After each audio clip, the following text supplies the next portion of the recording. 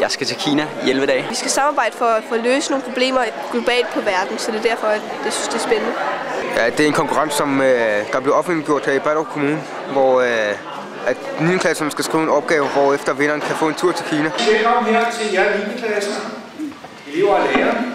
På en helt ny og meget udansk måde, så blev det besluttet, at man ville præmiere de bedste besvarelser. Bare Kina synes jeg er rigtig spændende, og så også bare internationalt samarbejde, hvordan vi kan få det hele til at fungere her i den her meget store verden. Jeg har skrevet om kinesisk kultur og internationalt samarbejde. De 9 elever, der skal afsted, de kan glæde sig til en kæmpe stor oplevelse. Det er rigtig fantastisk at være i Kina, og jeg tror, de vil få en oplevelse for livet, som måske kan inspirere dem til, hvad de vil senere. Jeg forventer i hvert fald at lære noget nyt om kulturen, og så måske se sådan lidt rundt på Kinas attraktioner. Hvordan der er i Kina, og hvordan det foregår der, jeg tror, der er rigtig anderledes i forhold til her i Danmark.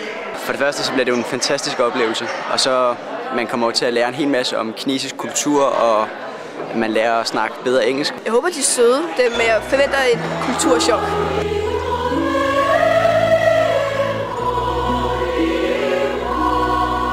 Jeg vil bare generelt snakke om min skole, og så min klasse, og så mig som elev på skolen, og så en almindelig fredag. Det var en af de mere kortere dage. Og så en forskel mellem den kinesiske og danske skole, eksamensræs, og så mamma-klub, som min mor har lavet, og en konklusion, og så er der tid til spørgsmål. I Kina spiser man hinandens mad. Vi har ikke nogen retter, der siger, at det er min retter. Det er din retter. Vi spiser hinandens mad, fordi vi har en kultur, der hedder kollektiv. Kina er et kæmpe stort land. Hvis jeg flyver fra Beijing og flyver mod vest, 4 timer senere er jeg stadigvæk i Kina. Kommunistparti, og så har vi også andre partier om Kina. Og det er her, hvor I også skal til, når I kommer til Beijing i Danmark. Bil og bil og bil. Så det er umuligt at køre bil i dag i Beijing. Der er også trafikpropper i Wuxi. Så man skulle købe nogle æbler til hele familien, og så måske nogle dadler til den ældre, eller hvad? Det må du selv bestemme. Hvis du bare køber en hele... Men vi flyver ud med SAS. Vi flyver til Beijing, og er i Beijing i 3 dage. Flyver til Wuxi, er der i 5 dage. Tager bussen til Shanghai, og er der i 2 dage, og flyver hjem til København. Det bliver jo fantastisk, håber jeg. Men man er også lidt spændt.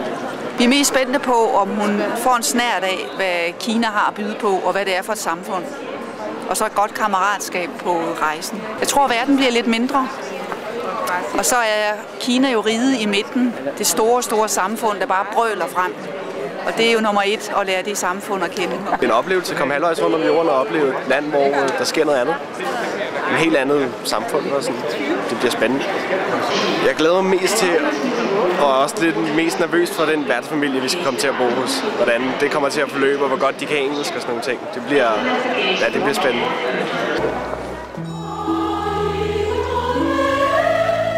Welcome to China. Now we're going to the Hutong, the oldest part of Beijing. We're going to take rickshaw. The first day, we're going to arrange too much things. Vi skal på sightseeing i Beijing. Altså, jeg ved ikke, hvad man kalder det. En cykel.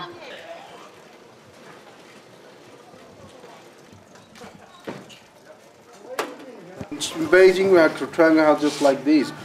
We have a 4-side rooms and a yard in the middle. Many big families have I think, very deep yard. This single yard. But some big families have 4 yards, 3 yards. A biggest house in Beijing is Forbidden City. Ja, det er meget sådan meget forskelligt i forhold til hvad det plejer at være derhjemme, ikke sådan med husene og med det hele. Det er meget sådan, så kommer man ind, eller er man et sted, hvor der er flotte bygninger og nymoderne ting, og så kommer man ned i en landsby, hvor der er små, helt tæt byggede huse med forskellige rum og forskellige steder, der er bygget op, og alligevel snakker de om, at jorden koster så meget, som den gør. Som er en halv formue eller mere. Det er meget anderledes end Danmark. We meet in the lobby. We're leaving for the Great Wall.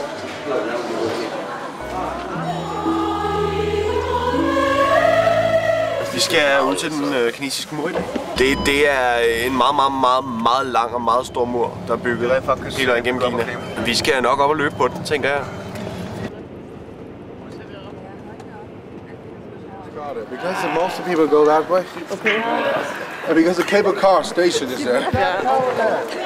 Separated from the wall, the signal tower.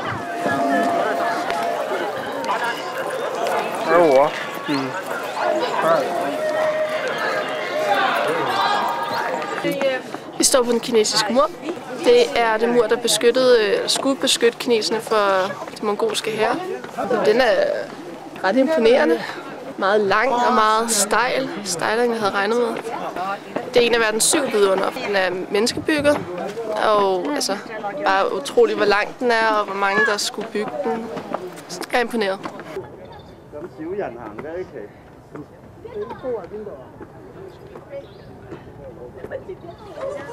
Guys, right here. Okay, there's the brick. Okay. Yes! Jeg har gået og kravlet og løbet, og så har jeg kuret ned i kalenderen, tror jeg. Yes, I did it. Ja, rimelig imponeret. Synes det er rimelig vildt. Lidt upraktisk også lavet, men med alle de der trappetrin og sådan noget, men det er rimelig vildt. An Olympic village, located out there. A little bit left. Vi er i den olympiske by ved Fuglereden. Det er et olympisk stadion her i Beijing. Prøv at se ham dernede. They won't cheat you, but a little bit higher. Remember, they have 4 sides. I think you will get confused. Some of you will go out from the other side. So.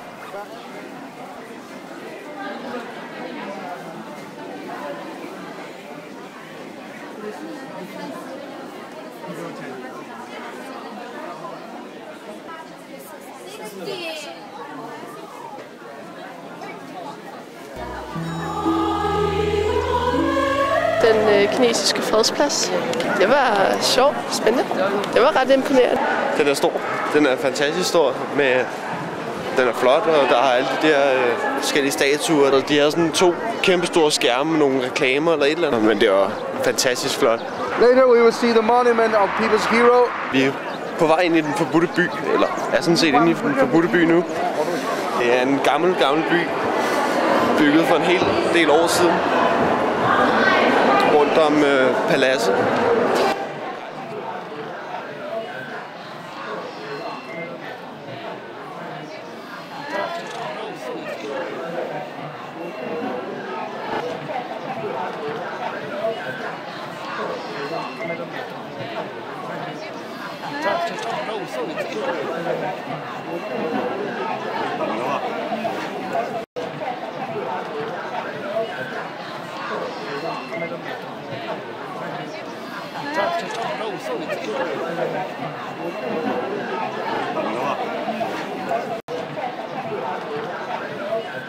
I den forbudte by og den himmelske fredsplads. Ja.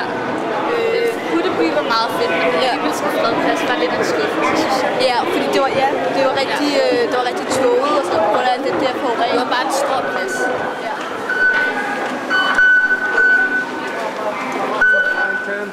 Line 2, line 6, line 1. Do not take line 1.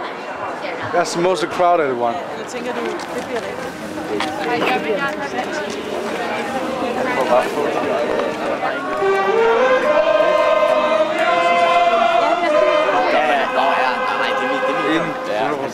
Temple Heaven was the biggest heavenly worship place since Ming Dynasty. This place was built in 1420, same age as Forbidden City.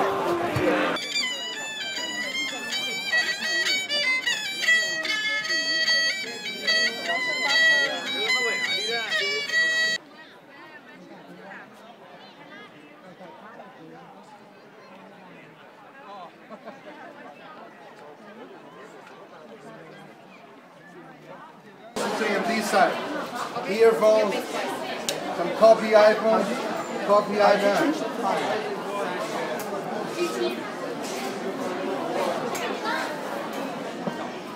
Jeg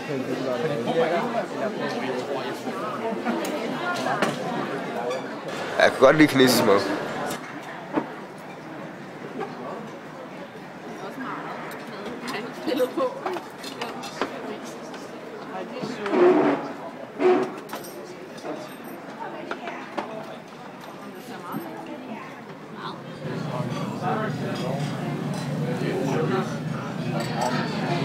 Det er den berømte viking. Ja, det er det, og den er mega god. Jeg ved ikke, hvordan man skal spise den med, om man skal spise med nogle pandekager inde i, eller rundt om, eller hvad man skal. Jeg ved det ikke. Det smager bare godt. Det skal man. Skal man det? Det skal man. Spise det med pandekager rundt om og soja i.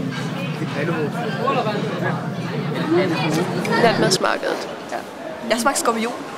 Gør jeg også. Det smager godt. Det smager faktisk rigtig godt. Er det bare fisk? Ja, det smager sådan noget... Det smager... Nej, det smager godt. Ja, det smager rigtig godt. Ja. Det smager sådan noget... Er der noget inde i? Er det det, vi spiser? Det er brun. Vil du have noget?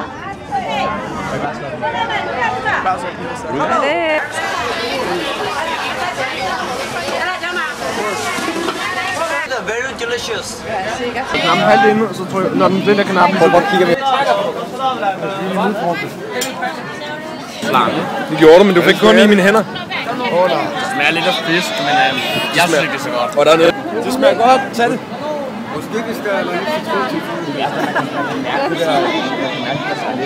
Hvad var smag?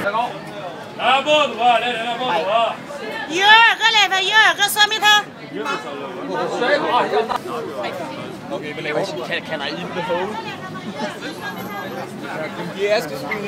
Det er fedt at kunne komme hjem og sige, at så smager kvak med en skorpion. Det er en god historie at fortælle. Og så er det også bare sjovt at prøve noget nyt. Altså prøve noget, som man aldrig nogensinde selv vil spise. Det smager faktisk meget godt. Det smager faktisk meget godt. Ja, det er godt.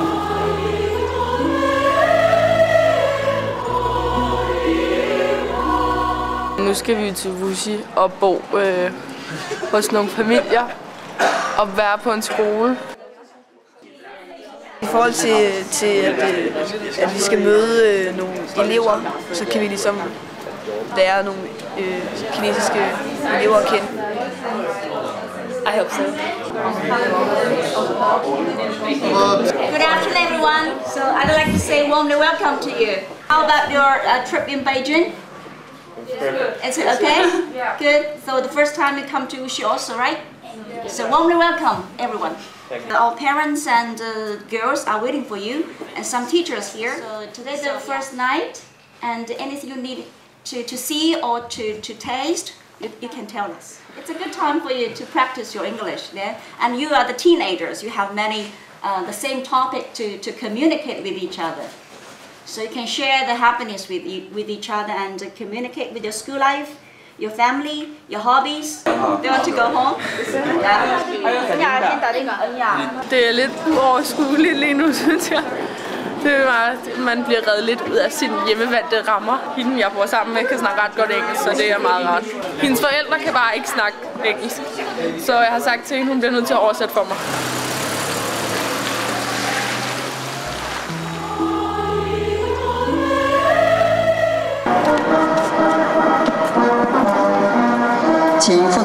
Altogether we have 1,800 students, and we have two campuses. One is here, the other is quite near from here. So altogether 1,800 students. 3 grades here. Yeah, we have grade 7, grade 8, and grade 10 here, and grade 9, 11, and 12 in the other campus.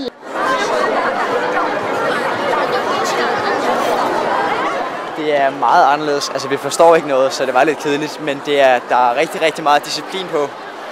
Der er ikke nogen, der sidder og larmer, og de sidder bare og hører efter i lang tid. Rigtig lang tid. Så det er meget anderledes. Det er meget mærkeligt, synes jeg. Og det er utroligt, de kan klare at være så koncentreret en hel time og mere. Det er lidt langt ude med den der morgensamling og alt det der. Det er virkelig mærkeligt. Det er sådan, de har det hver eneste dag.滴管要怎么样啊？吸一下，把滴管吸一下，氢氧化钠。lidt anderledes måde at undervise på, med at eleverne ved næsten allerede, hvad de får at vide til at starte med. Som om, at når de står og skriver op, så sidder de og siger tingene samtidig. Så mens læreren siger, så siger læreren næsten ikke noget. Hun skriver kun, og så siger eleverne det, hun står og skriver. Inden hun rent faktisk har skrevet det. Og så siger hun, hvordan er den og den regel, lyder det som om. Og så skriver hun det, efter de har sagt det. Deres engelskteam, det var ligesom en almindelig dansk engelskteam. I en lidt lavere klasse måske. Vi havde om, noget med, det var bare sådan noget almindeligt udtale og sådan noget. Så noget med en robotopvisning fra forskellige lande og sådan noget. Man skulle have styr på engelsk. Det var meget sjovt. Det var en del lettere, end det er på vores niveau derhjemme. Spare time, you get much more time for yourself. If the robots go wrong, they will face many problems. You know, only a robot can bring us good and bad changes. Okay. Now, girls, today's homework. Yeah, today's homework. We have to stop here.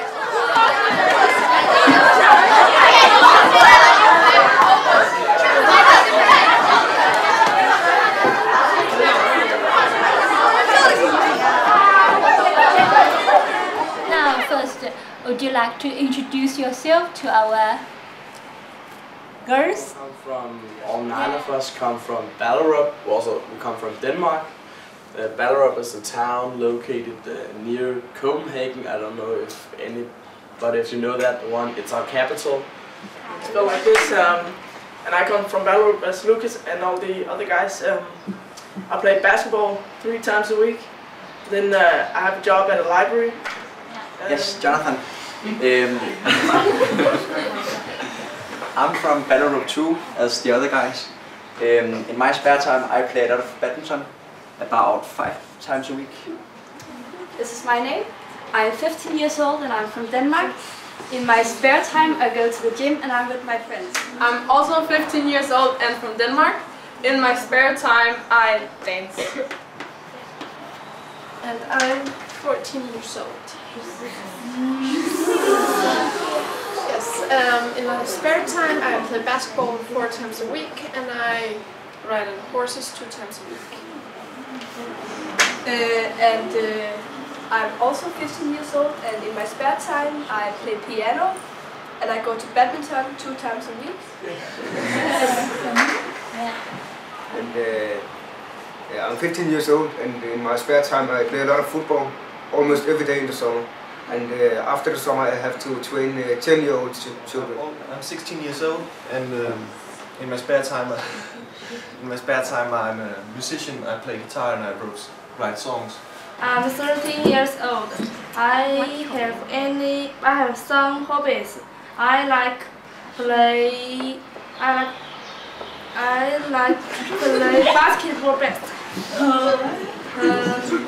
I like my school life. It's interesting. My name is Ren. I think that's my Chinese name, and my English name is Cherry. Right for you.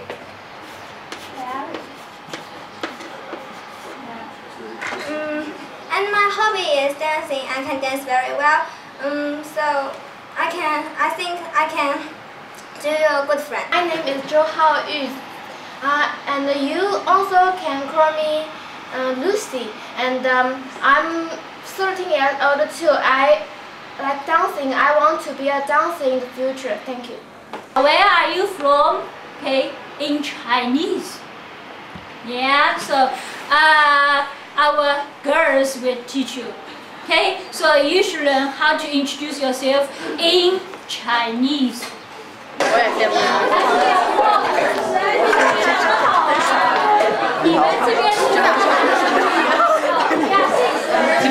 Here's my email. Okay. No. You only. 名字。是安娜。对，是安娜。我的名是安娜。对。我今年15。So, what I have Pablo? 我的爱是跑的是，写个是。15。然后我来自丹麦。我来自丹麦。from Denmark.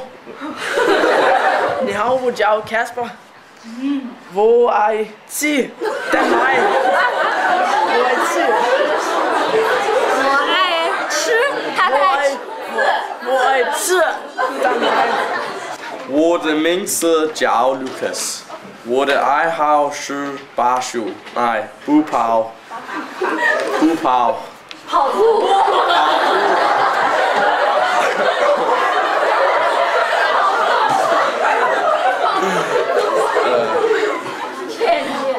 Hvor leger til Danmark? Xi hao jiao wu. I like dancing. Yeah. Yeah. Jeg hedder Jenny. Jeg er 14 år gammel. Jeg kan godt lide. Jeg kan ikke gå til lyd af det. Let's swim.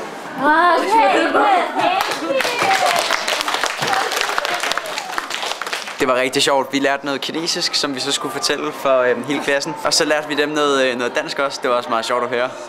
Nogle af dem var meget gode til det, og nogle af dem kunne ikke rigtig finde ud af det. Men det var også rigtig sjovt at lære kinesisk og lære nogle forskellige ting der.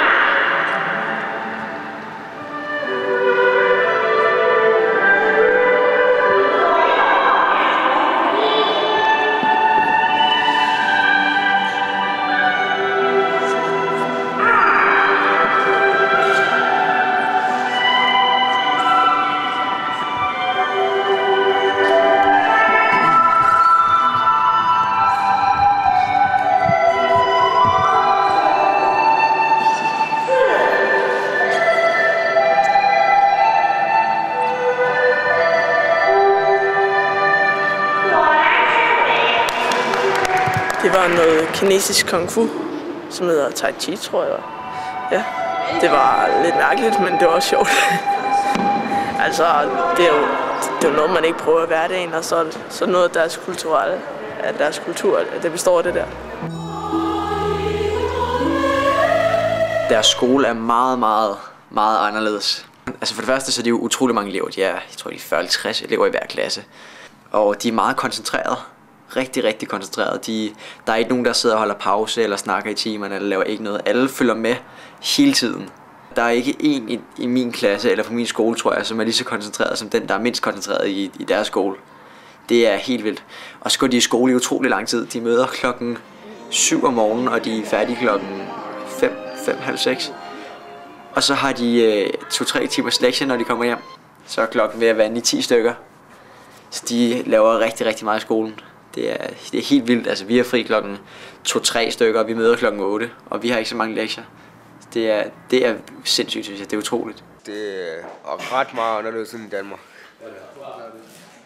Deres undervisningsmetoder. Altså lige når læreren kommer ind, så begynder de allerede med, de ved altså, hvad de skal lave. De er rigtig godt i gang med at skrive. Der foregår ikke så meget sådan mundtlige samtaler. Det er mere hende jeg bor hos, hun gik til skole, mens hun prøvede at lære noget udenad, som de skal huske. Det er meget det der med at lære det udenad, det går ud på herover, hvor det mere i Danmark tit handler om at sin egen mening og forklare. Det skal man ikke så meget.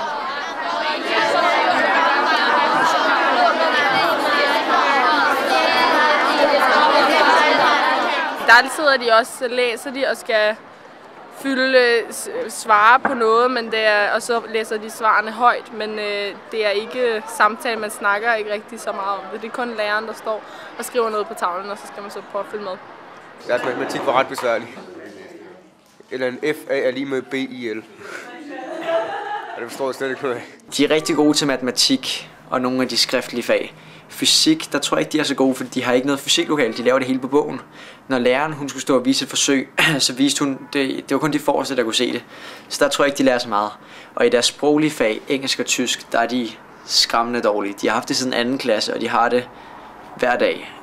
Og de er 9. klasserne, de var på dansk 7. klasses niveau. Where we can like relax and watch TV and go do sports and be with our friends, so that's very nice. That's very cozy. What subjects do you learn in school? The same as you, I think. But in China you go to school a lot, so you learn much more than in Denmark. Danish people. Do you know K-pop? Yeah, I know. What's your favorite K-pop? Actually, I'm not really listening to K-pop. I've only seen it on the Chinese MTV. I know that you. Have you ever been to China before? No, I haven't been to China before, so this is my first time in China. And it's really exciting. I like your people, they're very nice and very kind. Thank you.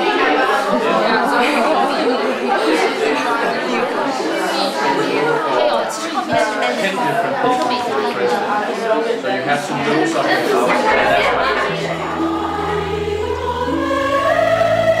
This is our school museum. Yeah, just for our school 100th anniversary last year. So we changed this building into the school museum. Before it is a teacher staff office here. In this museum, introduce our school history. Yeah, you know, our school was founded in 1912. So last year is our 100th school anniversary. Yeah, our school held a big party for the anniversary in last year, October. Okay, yeah. We invite almost all the schoolmates from all the world. Okay, they come to the school to celebrate 100th anniversary. En lotusdam er noget værdifuldt, og det betyder noget for kineserne, at der er smukke omgivelser. Og pigerne, de lærer også at værdsætte det, og i pauserne så kommer de og fodrer guldfiskene. Deres kantine ligger lige herovre, så de går jo igennem det her område hver eneste dag. Klasseværelser er der også.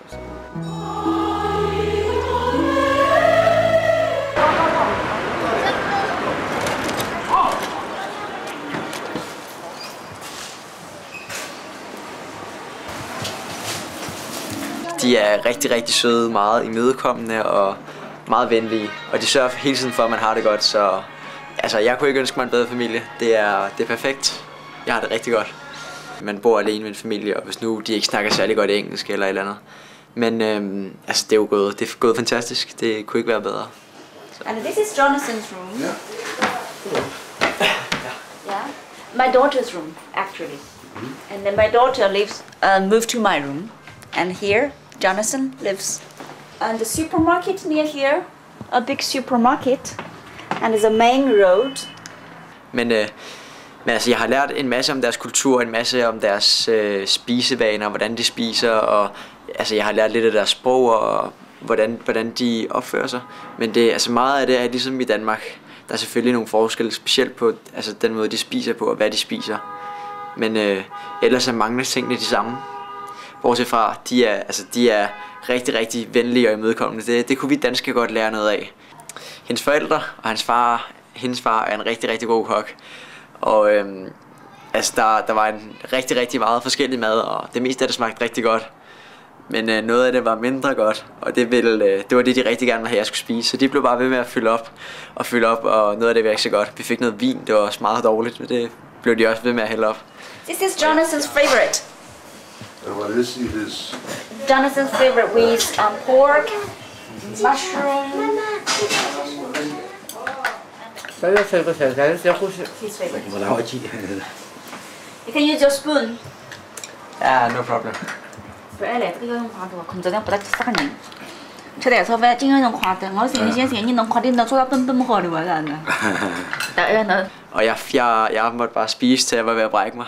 Men altså, det meste af det smagte rigtig godt. Han laver rigtig, rigtig god mad. Kinesisk mad, det er meget lækkert. Så når vi er her, så alle siger hej, og folk smiler, og i butikkerne der de er alle vilde for at sælge ting til os. Det er rigtig, rigtig fedt at være her, når de er så imødekommende alle vegne. I think it's a good opportunity for us to exchange the cultures. Yeah, and I can know more about the Denmark, and then he can know more about the Chinese and Chinese cultures. That's very interesting thing, I think. Yeah, he ate food and Skype with his parents. Yeah, and introduced everything to his friends. It's very nice. I showed him the Asian town in Wuxi. We go around last evening. Yeah, we have a nice talk.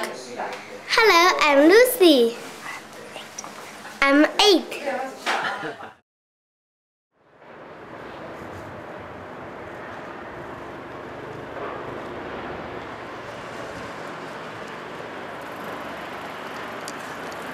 Our flat is on the 6th floor. Altså, jeg bor helt fint her. Jeg synes, de er jo søde, og det er lidt mærkeligt, at de ikke snakker engelsk. Men de er rigtig søde, så jeg bor rigtig godt. Så jeg er rimelig glad for, at jeg har fået så meget privatliv. Og man må sige, det er jo for dem at rydde deres soveværelse, det er sådan, hold da op. Det er jeg glad for, at de har givet at gøre det. Jeg tror, det hele var det der med, at vi havde været sammen, og havde fået det rigtig godt sammen, alle os unge, der var med på turen. Og så lige pludselig, så blev vi bare sat ind i hver vores bil og kørt væk. Og det var sådan, okay, fint nok. Jeg tror bare lige, det var, man skulle lige lande. Lige prøve noget nyt. Det der med lige at bo i en kinesisk familie, det er noget meget andet, end at bo i en dansk familie. Jamen, lave noget om, hvordan kineserne gør sådan deres skikke og sådan et bordskik, hvordan man gør det i, eller måske, jeg vil kalde det mangel på bordskik her i Kina. Det har jeg lært, at det går de ikke så højt op i. Man finder ud af, okay, sådan her er der også nogle steder, og sådan har de det, så man bliver måske lidt mere åben. Jeg synes, det er imponerende at se, altså, hvor gæstfri de er. Herhjemme, der har de været rigtig søde ved mig. De har spurgt mig, hvad jeg vil have at spise, og hvad jeg vil lave, og de er rigtig flinke, og det er også alle pigerne på skolen er også rigtig flinke, og kan og snakker meget med os. Og sådan. Så det synes jeg er rimelig imponerende at se, at man kan tage herover, og så er man nærmest kendt, fordi at de bare synes, det er så fantastisk, at vi kommer her. It made me very happy. There may be some problem, but I can deal with it. And we spent a very great time together. So I like her. She said she rides a bike sometimes, and her flat is not very far away from her school, so sometimes she also walk to school. Do my homework and also go to some supermarket with her, and went to Nanshan Temple, a temple, and with some shops in it. I think she likes that, and also have dinner together. Famous Chinese song named Jasmine.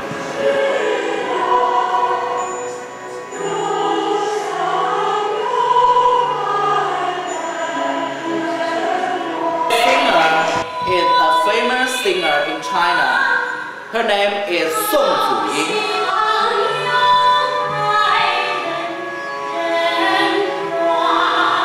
好一朵美丽的茉莉花，朵美丽的美丽的茉莉花。Okay, the second sentence is the same. La instead. La la la la la la la la la la la first.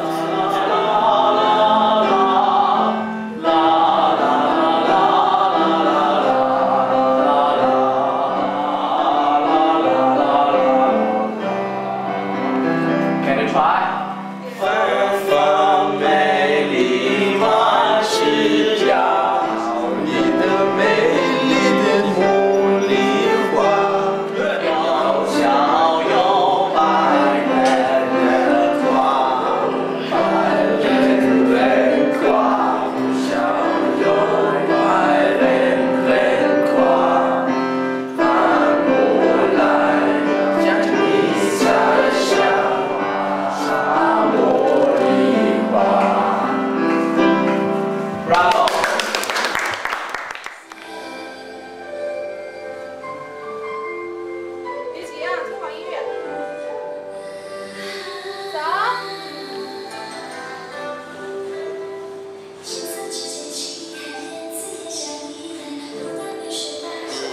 Jeg er i hvert fald ikke specielt god til det.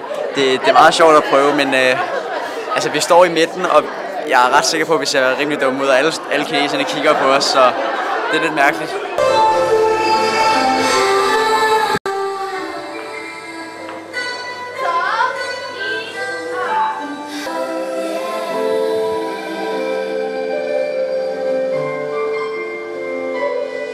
Altså, jeg synes, det er rigtig sjovt.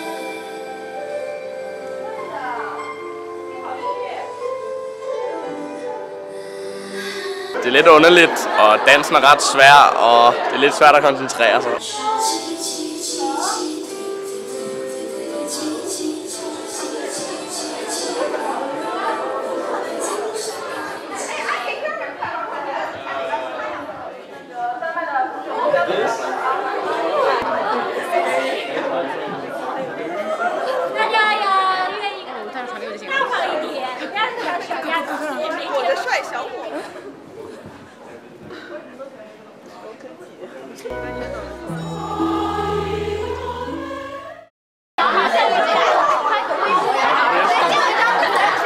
Jeg vil gerne have Jonathans e-mail. Der bliver skrevet e-mails, og de er lidt vanvittige. Det er ret sjovt at se, og jeg føler mig helt berømt. Og der er sådan en pige, der selv har tegnet det til os i går aftes. Det er altså virkelig, virkelig sødt af hende. Ja. Kinesisk kalligrafi, som hun selv har siddet og tegnet. En pige, jeg arbejdede sammen med i går i den kinesiske team, hvor hun lærte mig noget kinesisk, og jeg lærte hende noget dansk. Og så kom hun i går og sagde til mig, at hun havde en gave til mig, og jeg ville få den i dag. Så det har jeg så fået nu.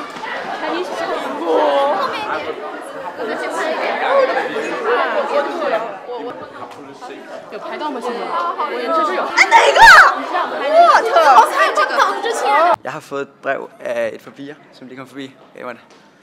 De spørger, hvordan, om jeg kan lide deres skole, om jeg kan lide folkene her. Og jeg er ikke lige læst helt færdig, men der står, altså hvordan vores skole er, og om den er nice også, står der.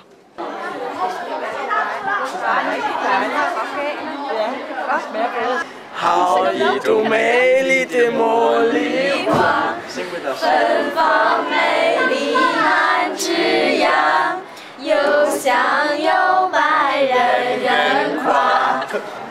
Den første dag, der turde de slet ikke komme hen til os, og nu når vi har snakket lidt med dem, så virker det som om, når de har set os på gangen, så tør de godt komme over. De decideret kæmpede om det papir, hvor de skrev sin e-mailadresse på.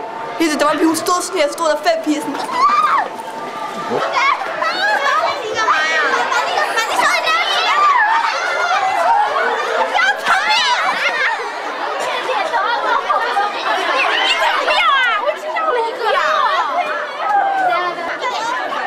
Jamen altså, alle vil hen og tage billeder, når man går forbi, så smiler de og griner, og de gemmer sig og tager billeder, og jeg ved ikke, altså, man føler sig helt berømt, det er meget sjovt.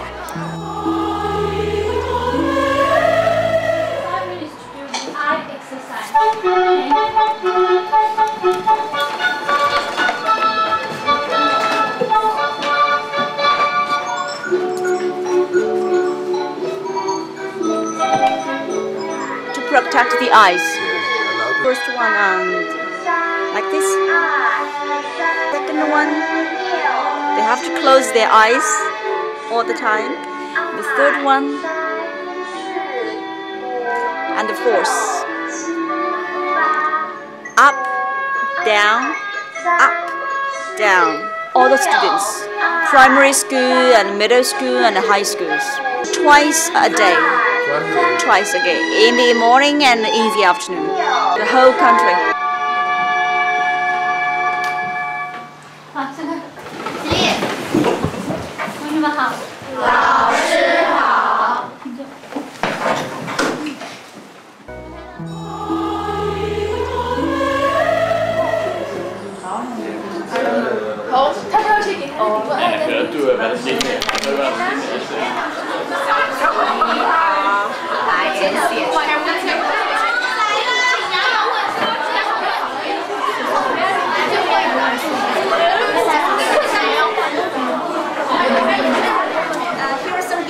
From our school for all the students.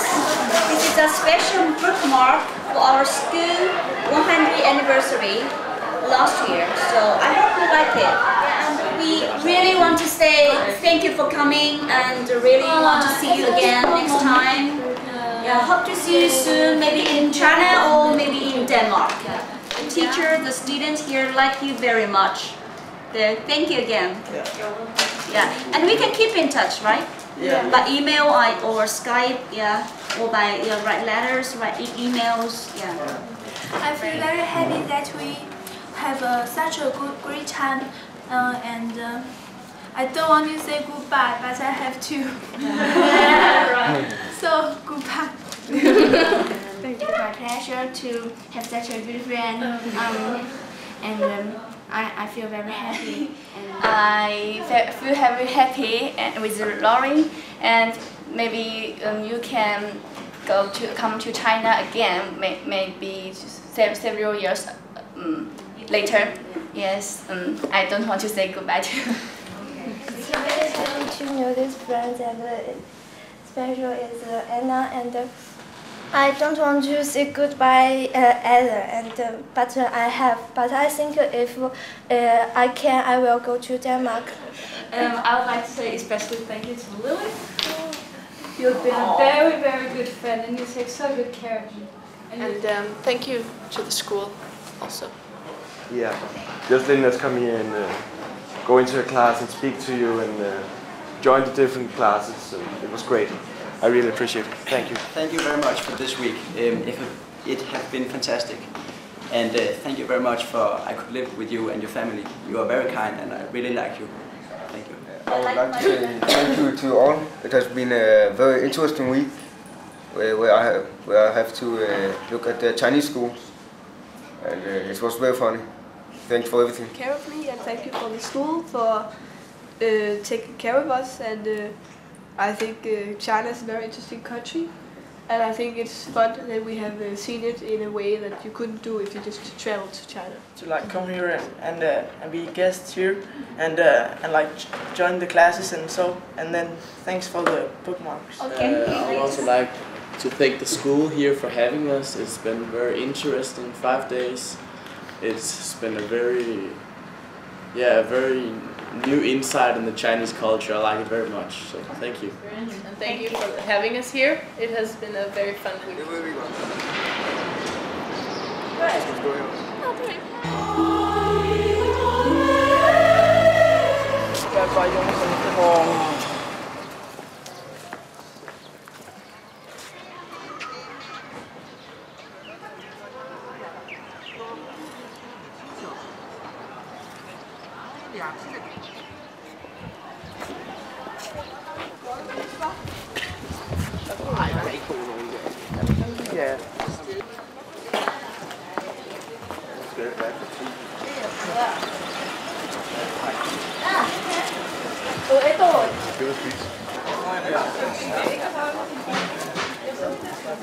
Yeah. Can you ask him to get cheap one? Hello? Ni hao. You can leave it not. Yeah, I think it's not. When I was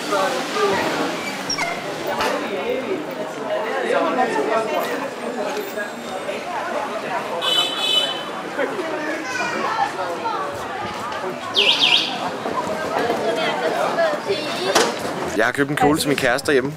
Jeg måtte give 170 for den. Og jeg synes, vi kunne nok godt have fået hende længere ned, men det var bare noget, jeg skulle have. Så vil jeg ikke gå så meget op i, hvordan det skal forløbe, hvordan man handler om det. Så skal jeg bare have den. Så jeg er tilfreds. Starter på 200, så 30 ned.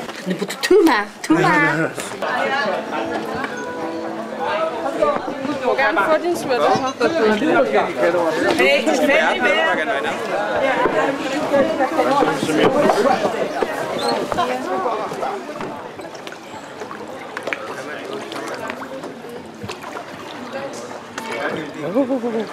Du er det, fordi vi har slagside her med 3 toge over i min side. Og kun en hos dig. Jeg sætter mig herud for at stabilisere det.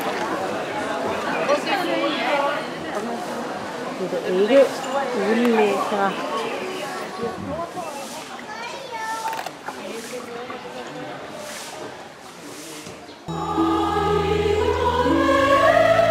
30 million. Normally in Shanghai, 50 or 60 million people, they stay in Shanghai. From different parts of China, from all over the world. They work here, they study here, they do business here. So Shanghai can be the largest city in the world.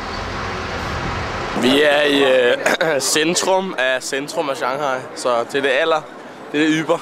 De 3 højeste bygninger i Shanghai, de er lige ved siden af hinanden, så. Og det er også de 3 højeste bygninger i Kina. 30 millioner. Og der er sådan 50 millioner, der opholder sig i Shanghai med folk, der bor på hoteller og studerer her og sådan noget, så det er ret sindssygt.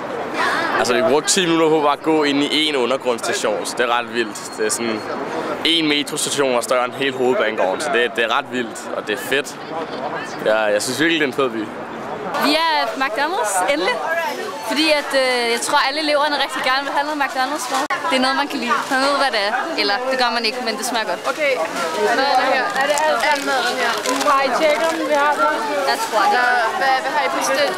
Vi har bestilt cheeseburger, hamburger, potato og McNugget. Jeg har savnet sådan noget mad, man godt kan lide. Altså, McDonald's, det er det samme i hver land.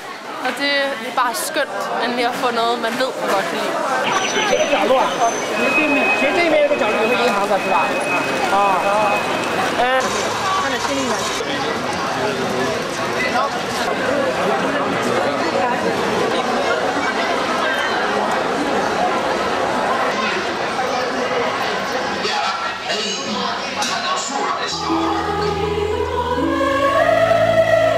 Rigtig sjovt at prøve, for jeg har aldrig prøvet noget lignende før. Og jeg har fået et godt indtryk af det, og det kunne jeg måske godt tænke mig at gøre igen. Noget af det, hvis jeg nogensinde skulle til et fremmed land. Det var jo meget, man havde meget kontakt med hende. Det var en lærer hos mig, som snakkede engelsk. Det var hende, jeg kommunikerede mest med. Men man fik også et forhold til de andre familiemedlemmer. Jeg synes, det var rigtig hyggeligt at sidde og spise aftensmad sammen. Og der var en lille søn på 8 år, ham legede jeg med og sådan noget. Så det var rigtig sjovt. Et mere rummeligt menneske. Jeg tror, når jeg kommer hjem, og mine søskende begynder at smaske eller lave noget ulækkert på bordet eller noget, så tror jeg vil tolerere det lidt mere, fordi jeg nu har været herovre, fordi der kan jeg jo ikke sige til dem, lad være, fordi det er sådan, de gør. Så det kan være, at jeg er blevet lidt mere rummelig, måske. Yeah, it's good. It's quite good for both of the students. Yeah, and it's a good opportunity for our students and Danish students to practice their English.